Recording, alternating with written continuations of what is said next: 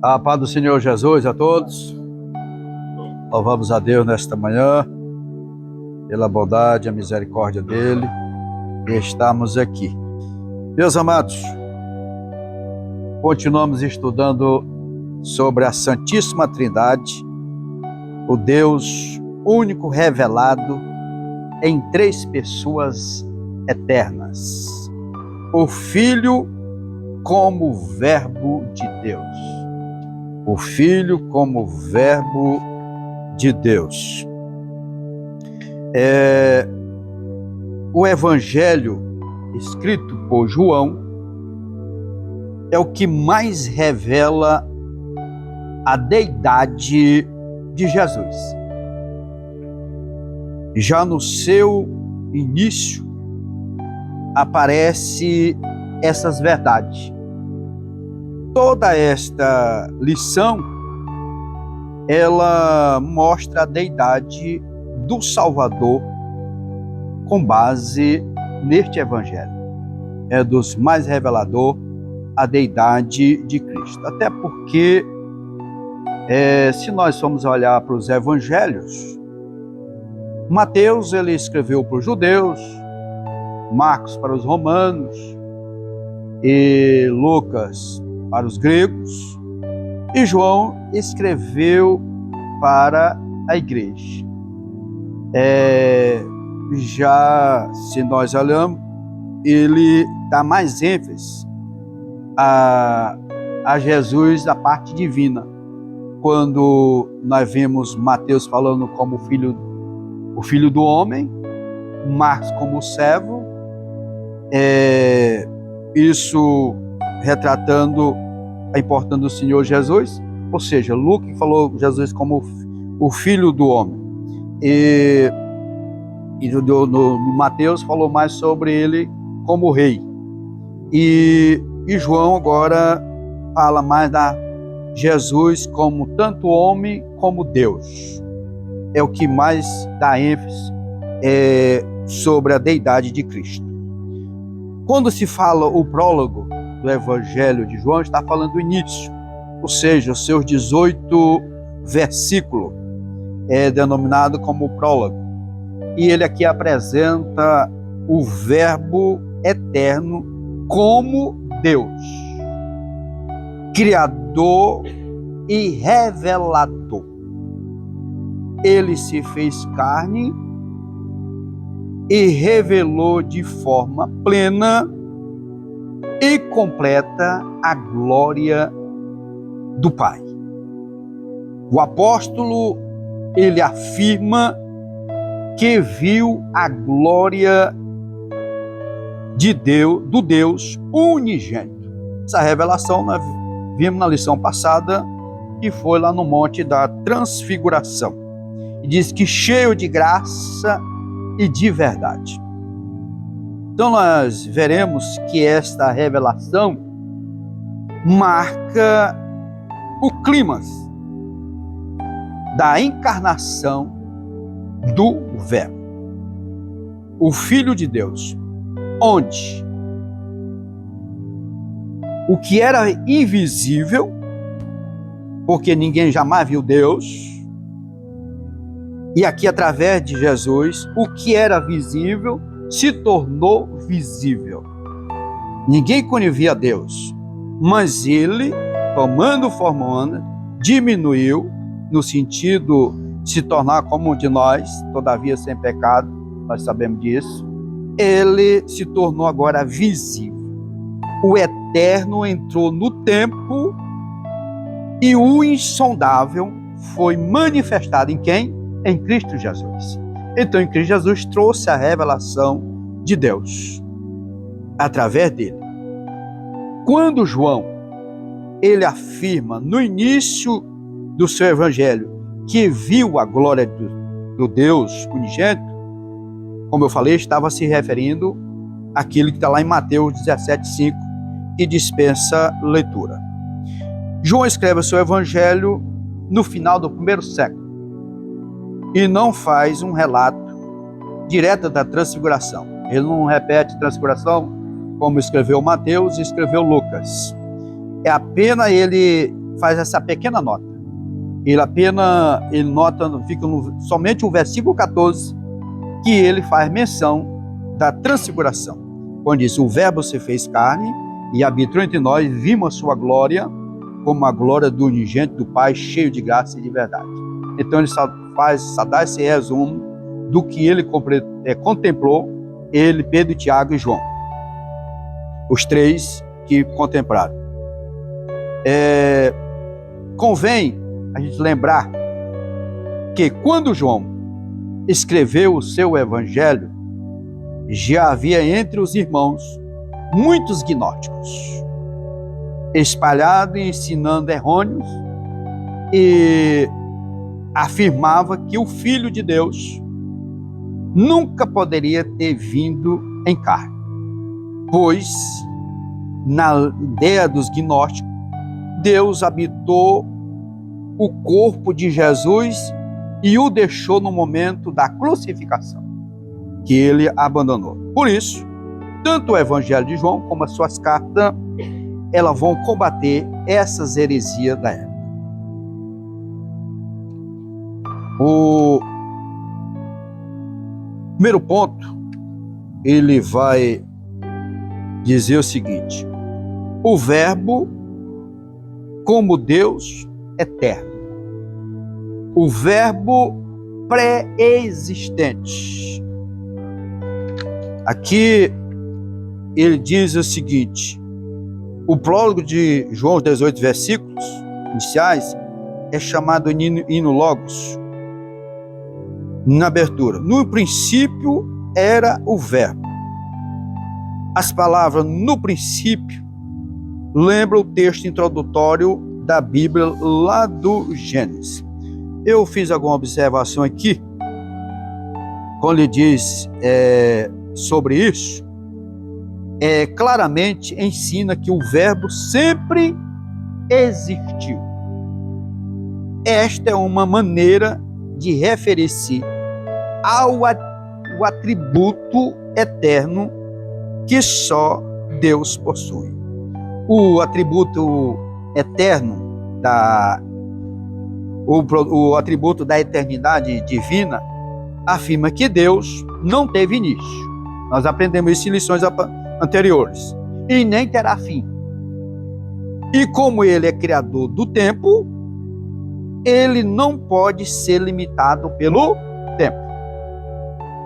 Vemos isso de algumas passagens. Lá em 2 Pedro 3,8, disse: mas amado, não ignoreis uma coisa, que um dia para o Senhor é como 1000 anos, e 1000 anos é como um dia. Então ele não está limitado ao tempo. A eternidade é mais um atributo imanente de Deus. Isto é, somente o Pai, o Filho e o Espírito Santo possuem. Agora, essa expressão verbo, que no grego é logos, ou hologos, designa Deus, referindo-se à divindade do Filho. Enquanto os gregos pensavam em um princípio impessoal e os gnósticos num ser intermediário, João apresenta o Logos como o próprio Deus eterno. Então, Jesus Cristo, o Filho unigênito do Pai, antes de tudo o que existe. Grave bem isso. O Verbo já existia. Antes de todas as coisas virem a existir, o Verbo já existia. Então Jesus não começou a existir em Belém, pois ele é eterno, coexistente com o Pai desde o princípio. Veja aí que diz Colossenses 1,17. Essas lições, mano, requer muito que nós navegamos na Bíblia para nós confirmar. Então ele é antes de todas as coisas. Para os gnósticos, Jesus recebeu o Cristo no momento do batismo nas águas. E ali ele passou a ser o Cristo de Deus, mas não poderia jamais ser Deus. Isso no pensamento dos gnósticos. E essa heresia estava sendo disseminada nos dias de João, pois para eles a divindade não viria em forma de criatura. E assim, Cristo seria apenas um ser iluminado, intermediário entre Deus e as criaturas. Por isso podemos perceber o esforço aqui de João em apresentar Jesus como Logos divino que atuou na criação de tudo. Então, quando se fala em Logos, se fala palavra, verbo, discurso. E quando a palavra viva de Deus. A entender a Trindade, eu falei aqui desde a primeira aula, que é por fé e pela palavra escrita. Porque senão nós não vamos compreender. Como é que ele foi filho e não foi criado? Ele foi gerado com a mesma essência do Pai e do Espírito Santo, são iguais. Ninguém é mais do que o outro. Ninguém é menor do que o outro. Porque a tendência dos gnósticos era inferiorizar Cristo, como se fosse um ser intermediário, menor que Deus. Jamais, no entendimento dele, jamais poderia unir a natureza humana com a natureza divina. Aí, quando se fala o Logos, a palavra de Deus, João, ele resume, diante dessa seita, quando se você observar a leitura do primeiro versículo, diz: no princípio, Bereshit, né? No hebraico, era o verbo. Esse era, no grego, é en. Quer dizer que ele é tanto do início eterno, como presente e futuro. Ele não é que ele passou a ser, ele já era. Ele já existia. Tá? Ele não era de algo que passou, não. Ele foi e é e será o mesmo, inalterável. Aí eu diria assim: e o verbo estava com Deus. Aí aqui ele dá um checkmate na seita dos gnósticos, quando diz: o verbo era Deus. Então ele fecha aqui de uma maneira, porque ele leva esse versículo antes do Gênesis 1 e 1. O João, ele volta antes da criação. Eu até falei isso aqui em outra aula, que a Bíblia cronológica, o primeiro versículo é esse aqui, de João 1. Porque ele é antes de todas as coisas. Então Jesus, ele passou a se tornar forma humana, como ele veio, o Deus se tornando homem para comunicar com o ser humano. Nós vamos ver no decorrer dessa lição. Então, ele é pré-existente. Então, ele já existia antes de todas as coisas. O verbo como pessoa distinta. Aqui, o comentador diz: o verbo estava com Deus, como nós acabamos de ler. A expressão grega pros, theon, com Deus, o que é isso aqui? Fala de relacionamento. Ou seja, comunica relacionamento face a face. Ou seja, comunhão pessoal entre o verbo, que é o Filho, e Deus Pai. Esse título de Filho e do Espírito Santo, ele já vem desde a eternidade. Por títulos que foi criado existente, não foi criado algo existente, e veio com esse nome. Isso aqui nós não temos que questionar. Por que Deus deu esse nome dele como Pai, o outro como Filho e o outro como Espírito Santo? Isso não cabe, essa especulação, para nós. Importante é que nós entendemos que essa Trindade, ela teve um propósito para com a humanidade, da restauração da humanidade. Porque quando criou tudo perfeito, nós sabemos disso, mas veio o pecado e veio a separação, e agora Deus nos O plano dele é de restauração da humanidade. Até eu diria que Deus, no princípio, o plano A de Deus é que o homem não pecasse, que o homem vivesse eternamente. Mas veio o pecado, Deus já tinha um plano, podemos chamar de plano B, que era a restauração através de Jesus Cristo. Então, e Deus, ele sempre procurou se comunicar com a humanidade. E aqui, dentro, quando se fala esse relacionamento de comunhão pessoal entre o Pai e o Filho, aqui já vemos aqui que são pessoas distintas. Não é a mesma pessoa agindo em tempo diferente. Como ensinava o nicista, o unitarismo, que ele, uma hora ele estava atuando como pai, outra hora estava atuando como filho, outra hora atuando como o Espírito Santo. Isso não é verdade. São três pessoas distintas, com a mesma essência, com a mesma substância e com os mesmos atributos e com os mesmos poderes. Então, que esse relacionamento que havia entre o Pai e o Filho indica uma distinção de pessoa dentro de uma unidade da Trindade. Então, ele havia a mesma glória que ele tinha, então eles tinham esse relacionamento. Então, quando nós falamos de o verbo Cristo é a palavra, tanto nós vamos falar como Cristo, como a palavra, elas são sinônimos. Prova disso é quando nós olhamos no Salmo 33:6, que dizia o Salmo 33:6, e vamos ver Apocalipse 1:4 e Apocalipse 19:3. Salmo 33:6, Apocalipse 1:4 e Apocalipse 19:3.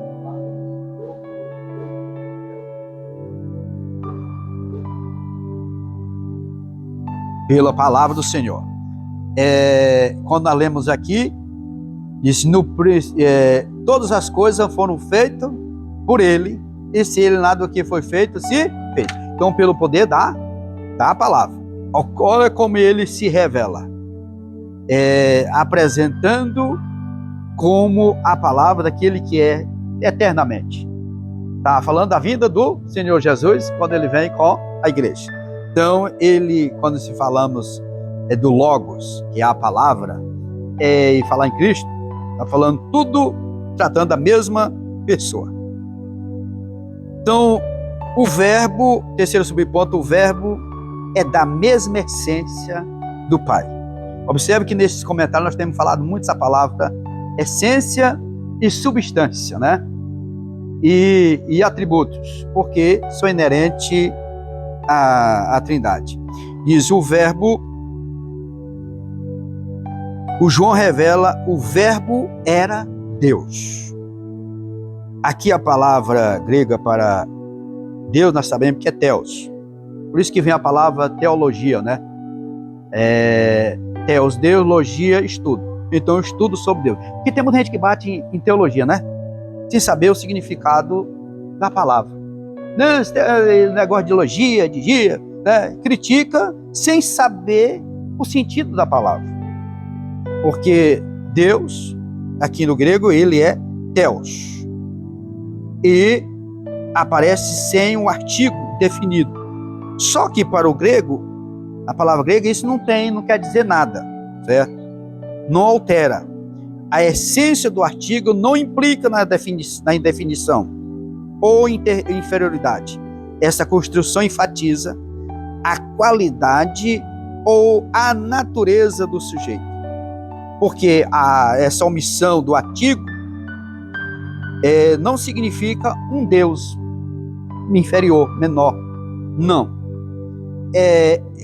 Como sustenta essas seitas heréticas, né? Traduções heréticas, mas é um indicativo da natureza do verbo. Então não vai diminuir pela falta do artigo, porque ele está retratando, falando do verbo que é Cristo. E ele diz mais aqui, que o verbo compartilha da mesma essência divina. Olha, nós já vimos aqui em outra lição passada, nós lemos João 10:30 e João 14. Já Vimos quando ele se revela como a intimidade que ele tem com o Pai. E aqui, o verbo é como o Pai. De que forma? Eterno. Jesus não é em nenhum momento inferior ao Pai. Eles têm o mesmo atributo, ou seja, ele é eterno e ele é o Criador. Deus planejou e o Filho executou. O Pai planejou e o Filho executou. Por isso que diz, tudo foi feito por ele, e sem ele nada que foi feito se fez. Então, um poder criador. Nós vimos aqui na leitura bíblica, versículo 3. Todas as coisas foram feitas por ele, e sem ele nada do que foi feito se fez. Portanto, a expressão o verbo era Deus ensina que Jesus é da mesma substância do Pai. Isto é, Deus em sua totalidade. Deus, Jesus, ele veio a essa baixa terra, se tornando forma humana, mas não deixou de ser Deus. Ele continuou sendo Deus. Porque essas heresias, até hoje, o que talvez você não acompanha, mas o que o Douglas Batista tem apanhado dos heréticos neste comentário é brincadeira. Os caras têm abatido, porque eles pegam algo isolado e tentam formar uma doutrina. Doutrina não se forma de versículos isolados. Precisamos ter muito cuidado. Vou citar um exemplo aqui. Por que a cura da sombra de Pedro não é uma doutrina? Porque ela só foi naquele lugar. Ela não tem comprovação em outros textos da Bíblia. Por isso que nós temos que ter cuidado de ler o texto e o contexto. Porque texto sem contexto é pretexto para heresias. E as heresias elas vazam exatamente em versículos isolados. É por isso que não é, Pedro curou com a sombra. Ali não é doutrina. Ali foi um momento da igreja. O lenço de Paulo, ali não é que o lenço de Paulo passou aqui e levar para alguém vai curar alguém. Não, ali foi um momento. Não é uma doutrina.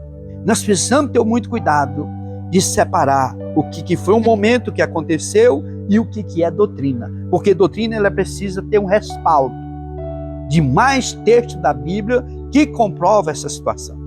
E aqui a deidade de Cristo, nós temos inúmeros textos, versículos, já temos aqui que comprova de que Cristo ele tem a mesma essência do Pai.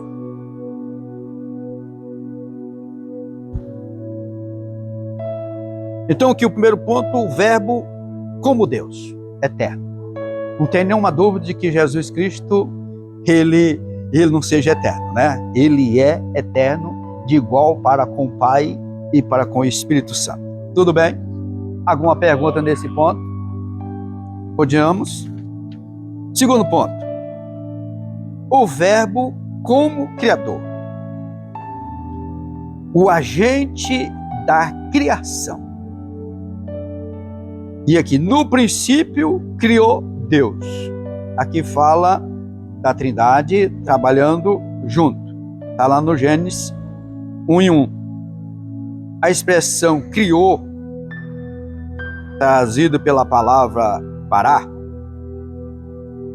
termo reservado à atividade criadora de Deus, afirma que o universo foi criado por Deus. A partir de quê? Do nada. Deus criou todas as coisas, porque a Bíblia diz que a terra era sem forma e vazia. Ele criou todas as coisas. A doutrina de Deus, como Criador, possui fundamentos. Por isso que eu falei, tem base bíblica, tanto no Antigo Testamento, como no Novo Testamento. Aqui eu até antecipei a leitura do Salmo 33 e 6, que foi criado pelo poder da palavra, né? Depois você pode ler Salmo 45:12, Neemias 9:6, que comprova do Antigo Testamento que todas as coisas foram criadas. E no Novo Testamento, nós vamos ler só Atos dos Apóstolos, 17:24. Atos dos Apóstolos, 17:24, e vamos ler também Apocalipse 4:11. Só para nós ter uma base, comprovação no Novo Testamento. Então, tudo foi criado por ele.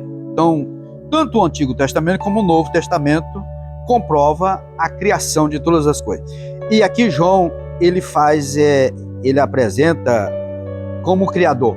Tanto João, como ele conviveu com Jesus, como também ele foi inspirado pelo Espírito Santo para trazer esse registro. Repetindo aqui novamente que as coisas, tudo foi criado por ele. Quando João escreveu isso aqui, e o comentário disse, ele enfatiza que a divindade do Verbo, uma vez que a criação é obra exclusiva de Deus, desse modo, o Filho, ele é o agente ativo na criação do universo. Ele é o agente ativo na criação do universo. Quando nós olhamos lá para Hebreus, Quando nós olhamos lá para Hebreus, capítulo 1, nós vamos ter algumas revelações. O escritor dos Hebreus, ele fala da maneira que Deus revelou, não é isso? Da maneira que Deus, ele falou à humanidade. Disse, o verso 1 diz, havendo Deus, antigamente, falado muitas vezes, por quem? De maneira aos pais. Ele falou através dos profetas, não foi isso? E agora, por último, ele falou através de quem? Do Filho.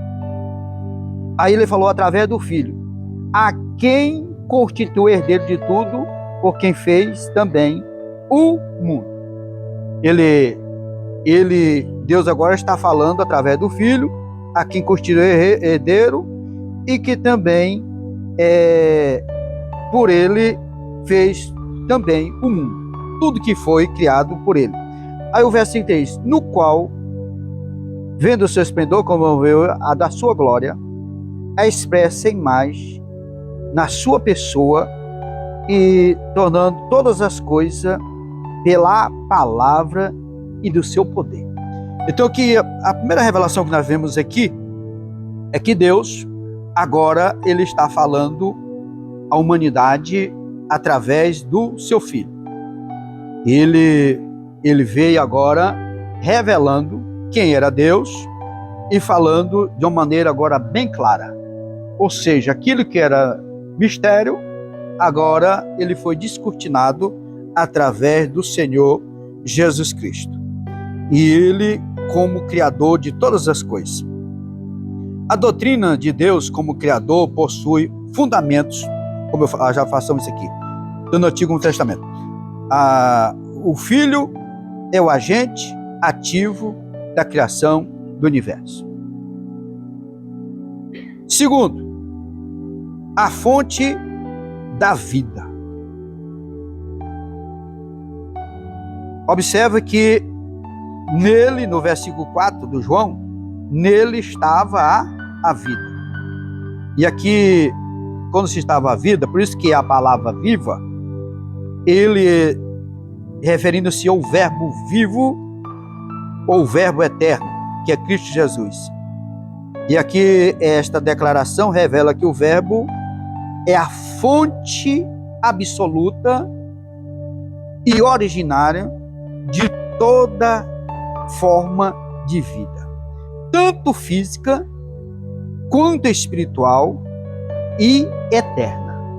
Esse poder estava com o Senhor Jesus, dele dá a vida. E aqui essa expressão, ela denota aqui a autossuficiência do Verbo, uma característica específica da Trindade. Isso aqui é algo específico da Trindade da vida. Quando nós estamos lendo aqui, talvez nós não tenha as coisas todas mais claras. Agora imagina quando João estava escrevendo para combater uma heresia. É por isso que ele deixa bem claro, dando ênfase, o poder que há no Senhor Jesus. Agora você imagina uma multidão tentando desconstruir quem era a pessoa de Jesus e um sozinho agora tentando reverter essa situação. Foi exatamente o que João enfrentou. Ele estava aqui mostrando a verdade de quem era a pessoa de Cristo. Jesus não depende de nada ou ninguém para viver. Ele não depende de nada ou de ninguém para ele viver. Ele compartilha da mesma substância divina. Porque como o Pai tem vida em si mesmo, assim deu também ao Filho ter a vida em si mesmo. Então Jesus tem o mesmo poder que tem o Deus Pai. Essa verdade afirma que a vida eterna e imutável que está no Pai está igualmente no Filho. O que ele estava a dizer com isso? Estava apontando para a mesma essência dentro das três pessoas da Trindade. As três pessoas com os mesmos atributos. Então, Jesus, ele é a fonte da vida. Ele veio tanto para dar vida física, como a vida espiritual. Hoje, nós desfrutamos das duas, né? Da vida física e da vida espiritual. Nas duas naturezas juntas. A natureza humana e a natureza divina que há em nós.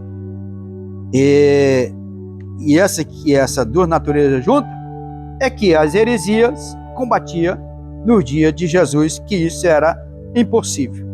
Tanto que foi possível que o próprio Jesus tomou forma humana e nós, ser humano, temos as duas naturezas, as duas vidas.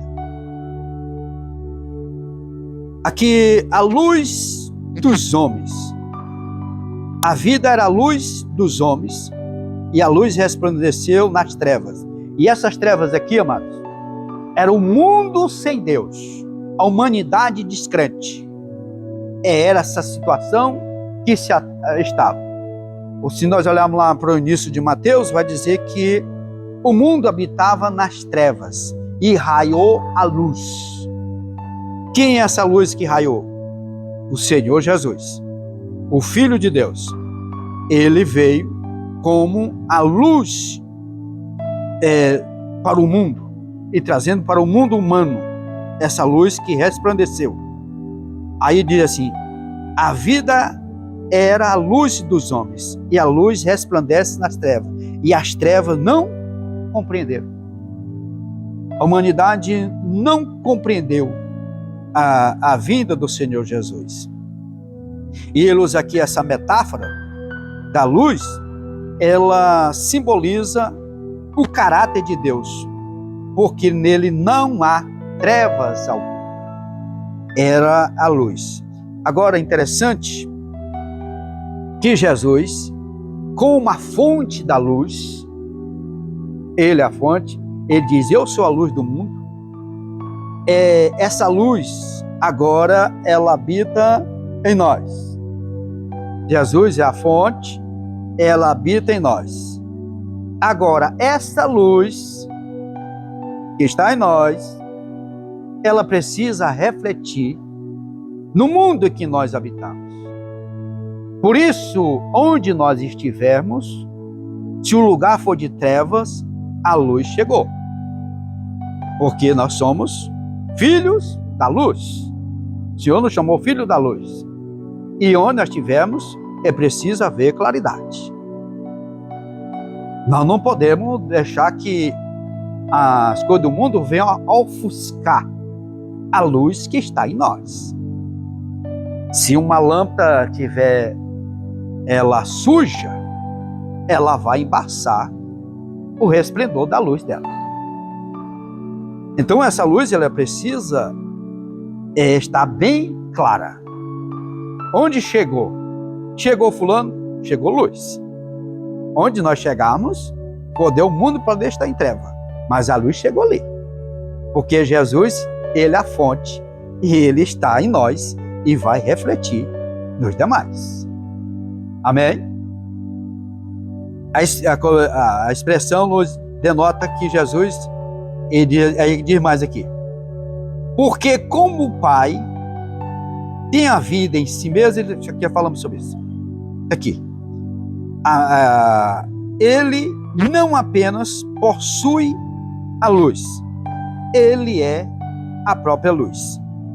Ele dissipa as trevas e o que ele faz mais? Ilumina os perdidos e revela o pecado. O povo que estava sentado em trevas viu uma grande luz, e os que estavam assentados na região da sombra da morte, a luz raiou.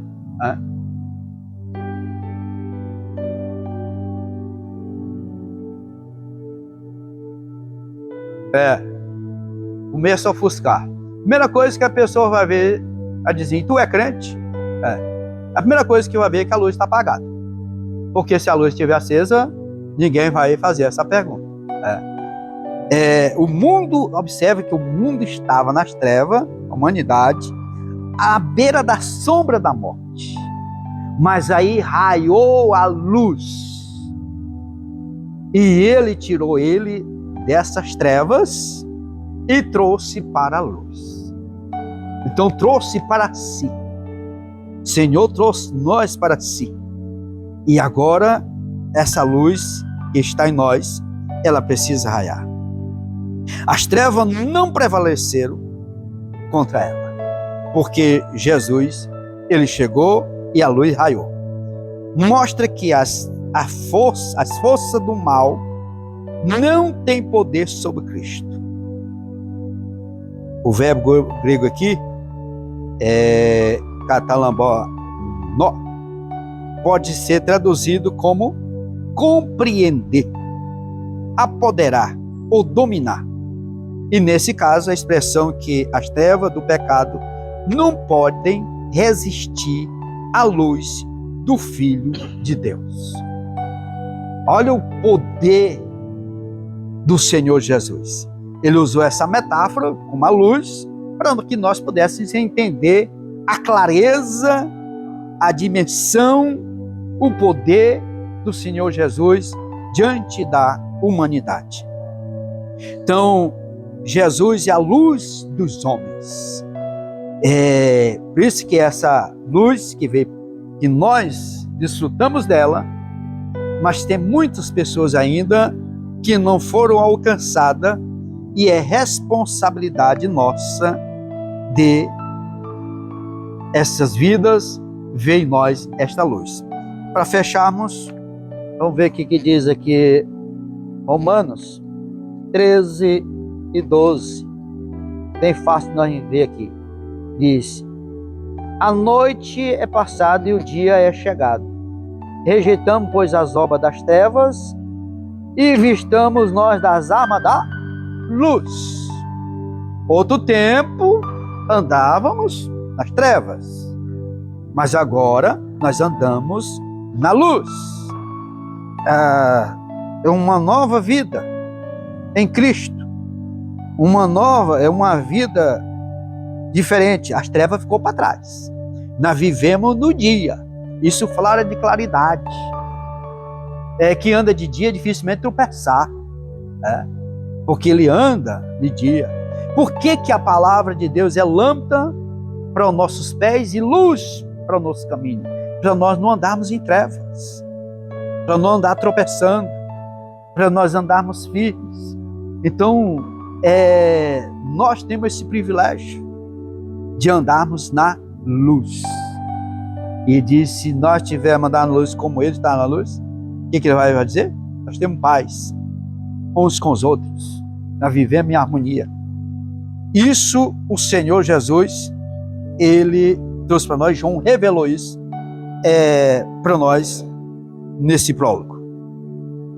Então, o segundo ponto, o verbo como Criador. Então, Ele foi o Criador de todas as coisas. O Senhor Jesus, Ele, pelo poder que há nele, Ele é o agente da criação, Ele é a fonte da vida e a luz dos homens. Então, em Cristo nós temos vida e nós temos luz. E isso é que faz com que nós possamos brilhar no meio do mundo que nós vivemos, na sociedade e que nós vivemos. O Mateus usa essas duas metáforas, diz que nós somos o quê? Sal e luz do mundo. Nós somos sal e luz do mundo. Sal para que serve? Para conservar. Esse mundo não foi destruído ainda, porque tem sal. Tem um povo aqui que está conservando. Mas a hora que sair, o negócio vira um caos.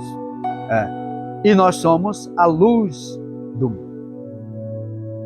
Luz, ela se ilumina bem quando ela está lá em cima.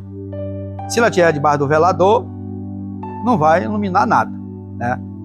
Que é escondida, se escondendo, ofuscada, não vai brilhar. Mas se ela estiver no alto, ela vai refletir. Me veio a memória aqui, acho que é Filipenses 2:15. Filipenses 2:15. Está aqui. Para que sejais irrepreensíveis e sinceros, filho de Deus inculpáveis, no meio de uma geração que corrompida e preserva, entre a qual resplandeceis como astro no mundo. Olha esse versículo, mano. Ele nos traz uma responsabilidade muito grande, que precisamos resplandecer como luz num mundo, um mundo já em corrupção. Então o filho da luz, ele anda com prudência, anda em santidade, irrepreensíveis, se nada vem nos acusar. É a nossa maneira de andar. Vamos agora para o último ponto, que diz aqui, terceiro e último ponto, o verbo como revelação do Pai. A encarnação do verbo. João também apresenta o verbo como o supremo meio de alta revelação do Pai. O verbo se fez carne e habitou entre nós. E vimos a sua glória. Aqui, João, ele enfatiza que ele conheceu Jesus como homem, tomou forma humana, ele não deixou de ser Deus, mas sendo homem, e agora, como nós falamos, João disse, nós vimos a sua glória.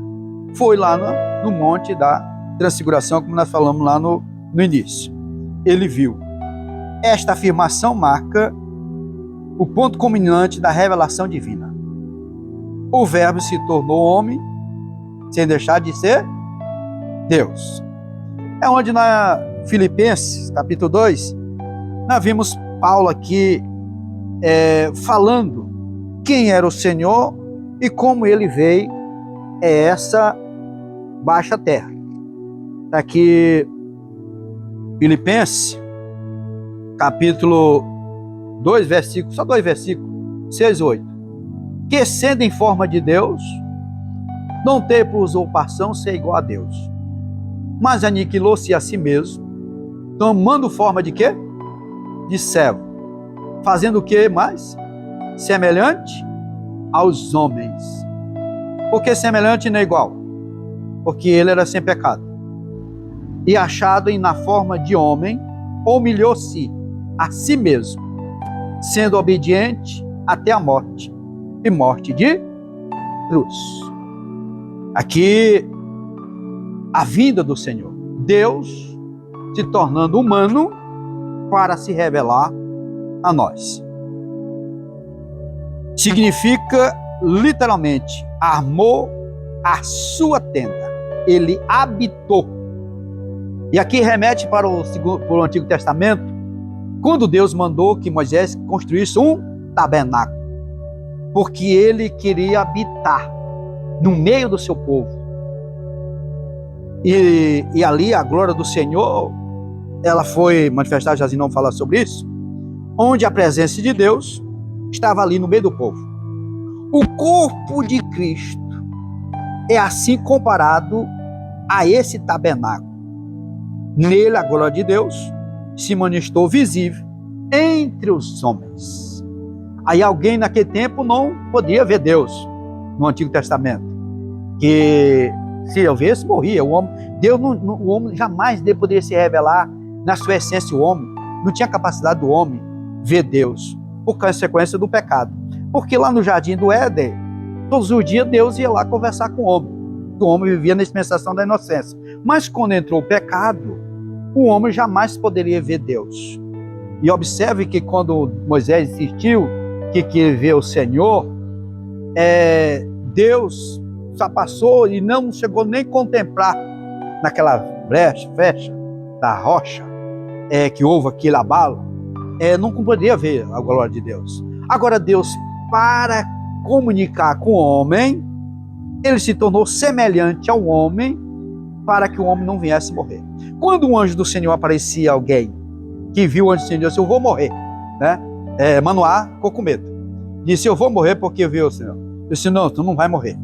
Josué também teve essa mesma impressão, porque Deus se diminuía. Isaías, quando teve lá no capítulo 6 de Isaías, entendia que não poderia ver a glória de Deus. Agora Deus toma a forma humana para ser revelado à humanidade.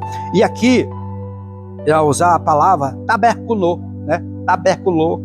Colocar o véu, né? Não precisa colocar o véu. Não precisa. Agora nós vimos a Deus através do Senhor Jesus. Como Deus passou a ser visto através do Senhor Jesus. Ele passou a habitar do tabernáculo. Agora, o comentador diz assim: ele revela a união hipostática das duas naturezas do Filho. Quais são as duas naturezas? A divina e a humana. As duas se juntaram. Todavia, refletindo, sem o pecado. Mas as duas naturezas estavam juntas. Foi preciso Deus tomar a forma humana para se revelar ao homem. Ele é o Emanuel, o Deus conosco. Deus não estava presente lá no tabernáculo? Agora Deus está presente através do Senhor Jesus. Porque nós lemos lá em Hebreus, agora há pouco, capítulo 1, versículo 1, que agora Deus havia se revelado de muitas maneiras, através dos profetas, agora ele se revelou através do seu Filho. Então a encarnação do Senhor Jesus, ele veio exatamente para Deus se revelar à humanidade. E aqui, a plenitude da graça e da verdade.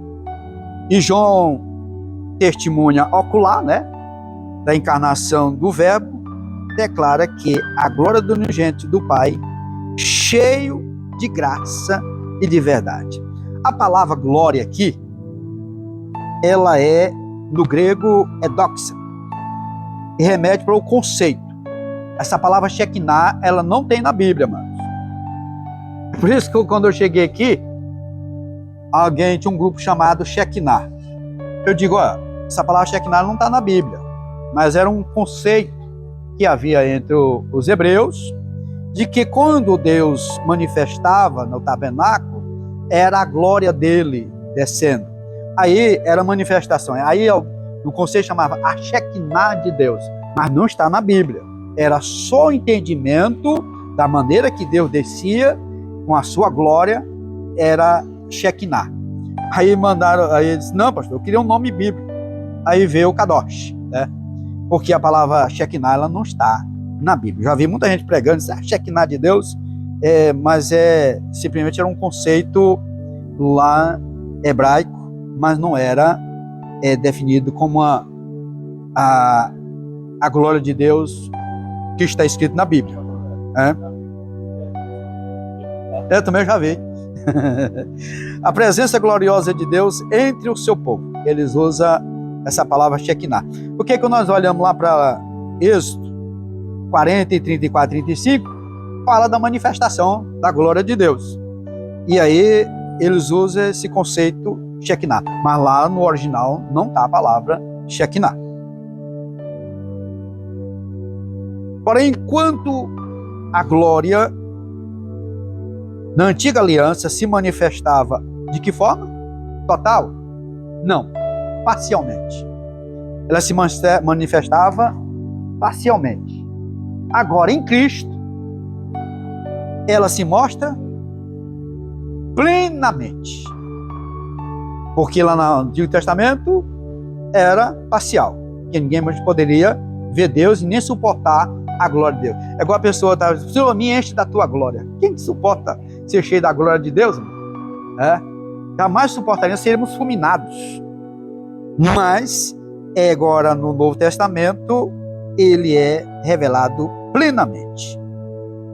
Cheio de graça e de verdade. Essa frase revela o conteúdo dessa glória. Porque essa glória é diferente da lei dada por Moisés. Cristo encarnou a própria graça salvadora e a verdade eterna. Ele não apenas ensina a verdade, ele é a verdade. Quando diz, eu sou o caminho, a verdade e a vida, ninguém vem ao Pai senão por mim. Ele não apenas oferece a graça, ele é a plenitude da graça de Deus. Ele é a plenitude do favor imerecido, que é a graça de Deus. Uma provisão contínua que se manifestou salvadora a todos os homens. A graça de Deus se manifestou trazendo salvação a todos os homens. Aí alguém diz, mas por que todos são salvos? Por causa do livre-arbítrio. O direito de escolha, de querer ou não a salvação. Mas que ela foi manifestada para todos foram. É um desejo de Deus. Está lá em Timóteo e 2 Pedro também fala, né? Eu desejo que seja todo o conhecimento da verdade, né? Então, a salvação, a graça é para todos. Mas Deus não coloca um 38. Aí me fez lembrar daquele irmão que foi para a igreja, ele não era crente, e o pastor pregando, e disse, quem quer aceitar Jesus, levanta as mãos. E ele aqui estava com a mão cruzada aqui. Não levantou. Tem ninguém não, não quer não, não. Assim que ele sai da igreja, chega um assaltante, ele levanta as duas mãos. Botou 38, ele levantou as duas mãos. Aí ele disse, rapaz, agora um pastor me chama para aceitar Jesus, vim me levantar, minha mão não queria, agora vem um cara desse com 38 e eu tenho que levantar minhas duas mãos. Aí voltou lá, procurou o pastor, aceitou Jesus, né? Então, se todos fizessem desse jeito, era fácil, né? Se converter. Mas Deus não faz isso. É o livre-arbítrio, é o direito de escolha, a pessoa querer essa graça. Esse favor imerecido, amados. Nós não merecíamos, estávamos condenados. Mas ele veio e morreu no nosso lugar. Por isso que é o Filho que redime. Ele morreu no nosso lugar, que é a mesma coisa de morte vicária. Ele morreu no nosso lugar. para que nós pudéssemos ter vida, desfrutar dessa graça. O povo não estava escravo lá no Egito, 400 anos, 400 e poucos anos, 430 anos. Eles tinham condição de sair dali, trabalhando escravo daquele jeito? Não tinha. O povo não tinha condição de sair do Egito do jeito que ele estava. Aí o que Deus? Deus cria aquela situação daquele cordeiro sendo sacrificado e aí vem a morte dos primogênitos para ser liberto. Se não entra a intervenção de Deus, a humanidade, o povo hebreu, não tinha saído lá do Egito. Aquele período, aquela escravidão ali, era a mesma situação que nós estávamos. Nós não tínhamos condição de nós mesmos sair da escravidão do pecado. Observe que lá era escravidão física e nós era a escravidão do pecado. Mas aí Deus, através do Cordeiro Pascual, que é o Cordeiro de Deus que tira o pecado do mundo, nós tiramos dessa situação. Saímos do banco do réu. E agora somos filhos da luz. O revelador do Deus invisível. Ou seja, aqui está falando de Jesus, que foi ele que trouxe essa revelação. E no último versículo aqui do prólogo, que é o 18, Deus nunca foi visto por ninguém. O Filho unigênito, que está no seio do Pai, este fez conhecer. Quem vê a mim, vê o Pai. Foi isso que ele disse? Então ele trouxe o conhecimento do Pai.